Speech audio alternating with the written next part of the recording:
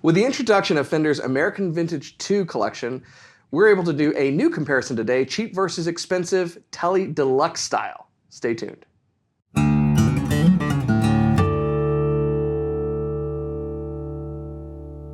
Hey, you're watching Alamo Music TV. My name's Chris McKee. I'm Cooper Greenberg. We're here with the Alamo Music Center in San Antonio, Texas. You can find us online at alamomusic.com. If you're new to the channel, subscribe, turn on notifications, like our videos. If you want to support the channel, visit our spring store for custom swag and check out our podcast, the Fretboard Confessional, wherever you get your podcasts. So, Tele Deluxe hasn't really been a vintage style one in the American lineup for a good bit. Yeah. It's cool to do this comparison. We've got a cool cheap versus expensive. Yeah. Because that's a really popular classic vibe version, right? Yeah. And with the introduction of the new AV2s, hopefully we'll get to do a lot of these, but this is the one. Obviously, if you saw our introduction of the line, you know that I'm really digging this guitar. And this seems to always kind of be going out the door. A lot of people love these. Not a ton of options for Tele Deluxe players other than these two, the American Pro 2, which we also see very few of because they're always out of stock, and then I guess Custom Shop. But this is really, excluding Custom Shop, this is the highest end that you can go in Fender's line for a vintage style instrument, and this is kind of the entry level for vintage style stuff in Squier's line. But very cool guitar. There are some differences, but they're both great. It's a cool platform, and it surprises me that this hasn't been something that Fender has regularly kind of offered. It's kind of on and off. But, you made a great point about the AV2 line, particularly with its addition of 70s era instruments. And that is, those instruments, I think most of us can attest, they're not given the same respect on the vintage market. Part of that is because the build quality is not there compared to earlier Fenders. They're still great guitars, but if you compare an early 60s Telecaster Strat to a 70s Telecaster Strat, it's just not going to command the same money. And that there's a reason, and that is because the building practices were not there. But now we have those designs done vintage spec, true to original, with better, improved, modern manufacturing processes, which is pretty cool. Yeah, it's really cool. The 70s models that are in there. Got the 75 Deluxe. There's a 77 Tele Custom, which will have the humbucker in the neck and then the single coil on the bridge. And then the 73 Stratocaster and a 72 Tele Thin Line, which we've also kind of included in that original demo. I really would have liked to do the Thin Line comparison with the Squier today, but we're out of the Thin Line Squiers. So we're working with what we've got. We're not complaining. Keep buying stuff. Yeah. But yeah, I think it's a great recipe. I think it's a great platform. It's a cool thing if you are a Fender guy, but you want that kind of Les Paul type setup, where you've got the three-way toggle, 2 humbuckers, 2 volumes, 2 tones. It's also in a longer scale length, which changes that whole tone and vibe compared to what you might get with an SG or a Les Paul with a shorter scale length. Yeah. It's modular like, Fenders are. So, it's funny. I read something the other day, and I apologize, I forget who it was that I was reading. It was an article or something, and they were making the case that, back when Leo Fender really designed these with removable necks so that you didn't need to refret the instrument. You could just replace the neck, That was really his approach to these guitars. We treat them with like such kid gloves or romanticizing compared to the guy who came up with them. I think that's an interesting thing. But I love the setup. I've got a very similar setup, only it's got P90s in it, which is pretty cool. That is very cool. Which finish is this again? So that's the 3-tone Sunburst. They offer this one in mocha as well as just plain black. Yeah, mocha's a cool finish too. It is cool because you'll see the grain on that one. The Squier is just offered in the Olympic white and black. I wish they did an Olympic white over here, but I know that really with the AV2 line, I think what they're doing is a couple classic colors that you'll find all over the vintage market, like the Sunburst and the black. And then, mocha you're going to find out there, but some of the other models, they chose to include some of those colors that were a little harder to find. I think on the Thin Line Tele, they put a Lake Placid blue in there because that's a big collector's item. Yep. So they've got really cool colors on all of them, except for the 51, because there's only one color there. Yeah. There's only one butterscotch. But I've been super into the American Vintage 2 guitars since they've come in. A lot of them have sold. This is actually the first one we got from that video is gone. So luckily we got another one a couple days ago. But yeah, they're really well-made guitars. I think the people that have purchased them have been happy with them. And namely, people like this one because of those pickups. Yeah, so let's get to that. But Yeah. let's talk about the differences between these two first, because that's an obvious difference. And I think a huge upgrade from past deluxe attempts. So Yeah. let's talk about this guy first. So the only difference between these two is the switch on this one goes side to side, and that one goes up and down. That's it. That's it. So it's kind of 5 times the price over there, but you're going to want that vintage correct. Yeah. Up and down is the deal for me. Yeah. The bones are very much the same. Tele body, it's got the carve on both of them. So you get that, and then... This is alder. This is mystery. What is it? Is this not alder? I don't know. I'm asking. I'll check when we go to the demos. Well, yeah, so it depends. I think some of the finishes are alder. Sometimes they use poplar. Yeah. They used to use basswood back in the day, which is fine. Which is you cool know, because it's light. This is not the basswood light. But yeah, I'm guessing it's alder. You know, the pickups are going to be different, obviously. The pick guards are, you know, this is different plastic, so it sounds better. It does sound a lot better. These are wide range humbuckers. These are not Cunifé humbuckers, but they're Fender, Alnico magnet, wide range humbuckers. Tone control and volume control is exactly the same. Both of them have a maple neck. Not You exactly found the those? same. I mean, I'm saying that like I know the what you're idea saying. is exactly the I know, same. but no, it's funny how different they feel. Yeah, those are very smooth. Even the plastic feels different. So the one I have, it's a Fender made in China. Mm-hmm. That's technically like a Squier, but it says Fender on it. And it's weird how the plastic is different. Have you ever noticed it? Like the plastic feels softer. Like you could, I don't know. Anyways, We're getting into the details over here. feel is So, important. It is important. So the 75 has the bullet truss rod, which is indicative of the 70s instruments. This one does not. This one has vintage style tuners, but not the right vintage style tuners like that one has. Yeah, that's a 3-bolt. We got a 4-bolt over here.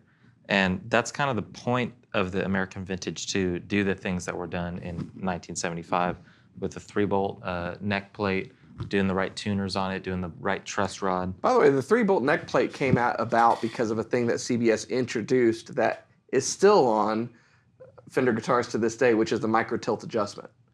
You know, that's what this hole right here is for. That's why there was a 3-bolt pattern. They do it with a 4-bolt pattern now, but it's interesting. I mean, people just dog on that era, and I'm like, yeah, well, there's cool stuff like this model entirely that came out of that era, and there's things like that, like the micro tilt adjustment that came out of that era. Yeah. So, Couple other things outside of the guitar itself. That one obviously comes with a kind of vintage specific with the right felt inside hard shell which case. is still on the guitar. Yeah, there's a little bit on there. This one does not come with the case, but that comes with the territory of Squier.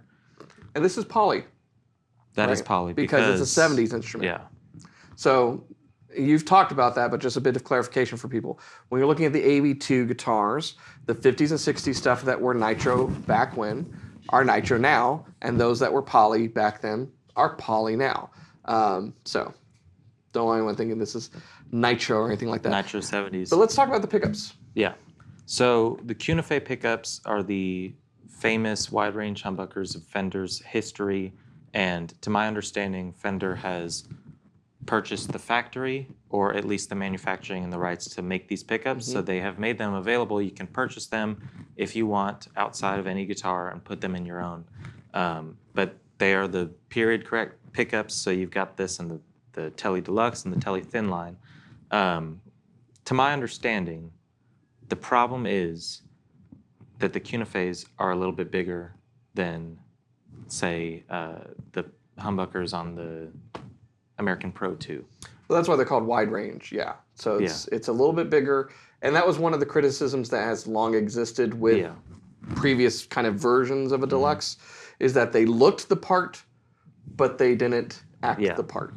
And so a lot of people were like, well, I want those pickups. I'm going to put them in my Pro 2. Yeah. Get your router out. But they sound fantastic. They're really nice pickups, very warm. I had a lot of fun with them on our intro video. These are also wide range pickups. They're just not the Cunifé pickups. So. Do you want to educate people on what Cunifé is all about? You can if you want. Just copper, nickel, and iron. It's a Yeah. different alloy that's being used in the magnets, and so it changes the sound. You know, when you look at like Alnico, that's also a name for the alloy that's used to make those ceramic pickups. They all sound a little bit different, and they sound great just depending upon kind of what you want them for. So you know, it's interesting. On the guitars I have, two of my humbucking equipped guitars. One's a Les Paul, has Alnico pickups.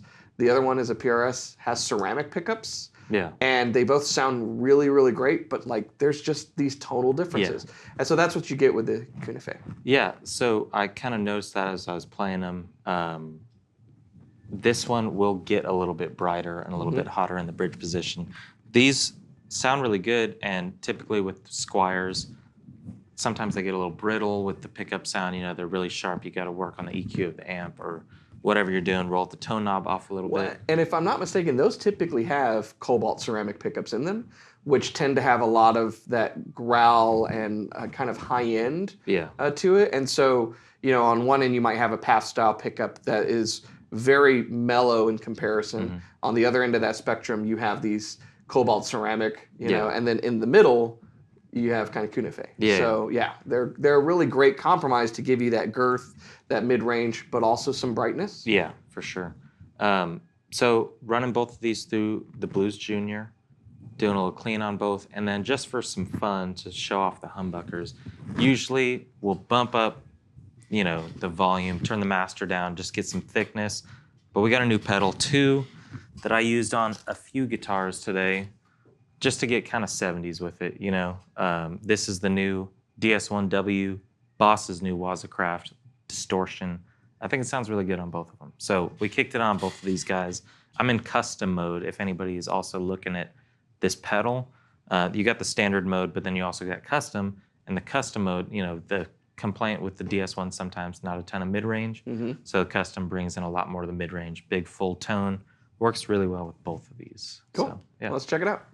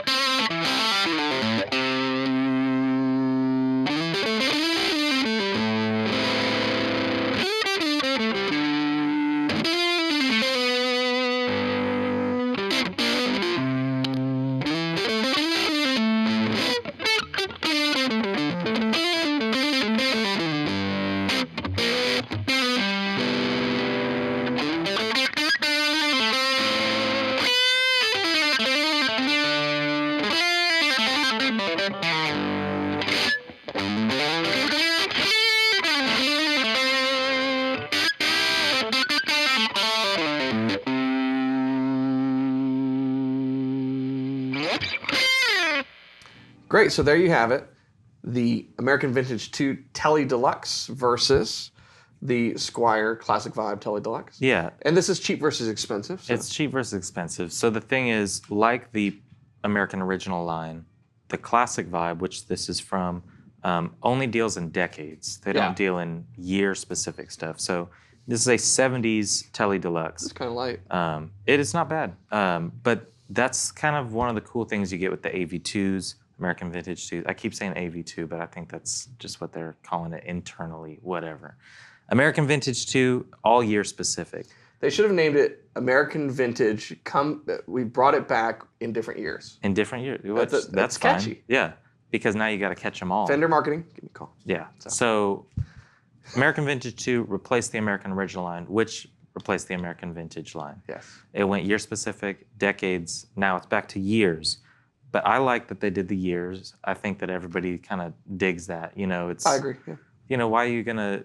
It works really well with Classic Vibe, I think. Well, and it works with the Ventera stuff too. It works at a certain price point. Mm-hmm. You know, I think it makes sense to go. We're going to go general. We're going to be inspired by this era, and we're going to make instruments. But when you come up to the level of money that you're paying for these, you know, you're at about $2,000. You want to have something that's vintage spec and accurate to a year, and particularly people who, you know, get into the year-to-year differences. Saying something is 50s or 60s doesn't really work. There's a huge range in those decades. I do think that the 70s stuff probably is not the closest in terms of comparison, but there are more differences in the 50s and 60s compared to their Squier and, say, Ventera counterparts. Mostly coming down to the finish, and some of the little spec details and all that, but I think the finish and the pickups, these are not cuneiforms over here, but you still got a poly body. I'm thinking that they're both alder. I'm pretty positive. Yeah.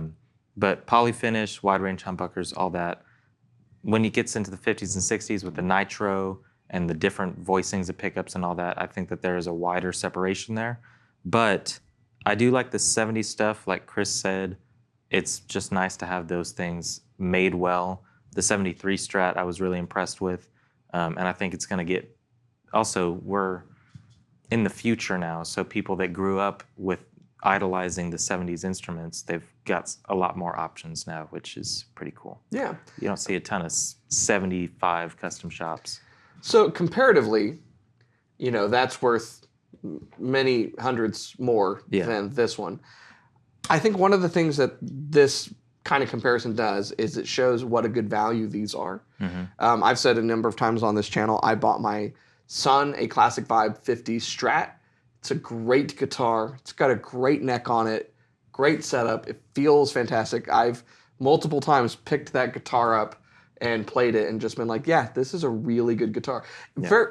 Famously or infamously, I remember on the Andertons channel, they would do those blind tests, and was Rob Chapman picked a Classic Vibe as a custom shop Tele once, to his chagrin. So, they're very, very good guitars for the money. That being said, as we, swap back and forth here, that feels so good. Yeah. And I will take it a step further. It feels not just better than this guitar, it feels better than 70s models that I have checked out at guitar shows. Yeah. That are, that they're charging a premium for. That oftentimes aren't even original. There were some guitars the last time we were at a big guitar show that I was looking to purchase for the store. And I was like, you want how much for this? And looked at it like, this is not original. This is kind of a Franken-Telly. And it just didn't feel that great compared to these. So so kudos to Fender for bringing out a year-specific vintage guitar that gives us, that recipe that's really good, and feels great. It's made well. So something on this guy right here. I took that straight from the warehouse. As you can see, it's still got the plastic on the pickups and everything. I brought it right out of the box. It feels great. It does feel good. The setup is fantastic on it, and I find with the Classic Vibe stuff, most of the time it's exactly like that. In affinities, every once in a while you got to check one. You might need to make an adjustment. Classic Vibe is pretty consistent, which I really like. And luckily, all the AV2s have been really consistent too. You expect that, but sometimes you get so many Squiers in, and every once in a while one comes back, action's way too high, way too low. Most of the time, Classic Vibes are pretty perfect. Yeah. So I think if you're looking for a humbucker Tele to add to the collection, you're playing shows and you want something to beat around, Classic Vibe is pretty impossible to beat, especially because it's one of the only kind of 2 humbucker Teles you can get unless you go over $1,500 now. But this is the one right here. Yeah, I was going to say. But yeah, if you had your money, you'd buy that one. I would buy this one. I really love those American Pro 2 Tele Deluxes. I think they're great. I like that kind of mystic sea foam that they do on those. And those are great guitars. It's the pickups that I think take these over the top. Yeah. So. Well, there's for all of you who say it's the pickups. There you go. Pickups. It's the pickups. Get your router. If you want any more information about either the Squier guitar, the Fender guitar, or anything else from those manufacturers, you can find it on our website at alamomusic.com. And you can go into electric guitars, you can pick Fender, and then click American Vintage 2. You'll see all of them. Yep. Because there's cool stuff. And you can chat live with someone, see what we've got in stock, see what's coming in if you don't see it on our website, because things sell out. We've got more on order and whatnot. And if you are wanting this on a budget, definitely look at Squier. It's a fantastic guitar, and anything else in their lineup, particularly in the Classic Vibe, we could both attest will serve you very, very well. At the end of the day, it's really not about the price. It's not about what the name is on the headstock. It's about playing guitar. That makes it the best guitar in the world. That's what I am always saying. It's true. No matter what you hear on snarky podcasts about guitars. That's the truth. So we hope you play. We hope you enjoy this video. If you're new here, subscribe, turn on notifications, like our videos, and keep coming back for more. We'll see you next time.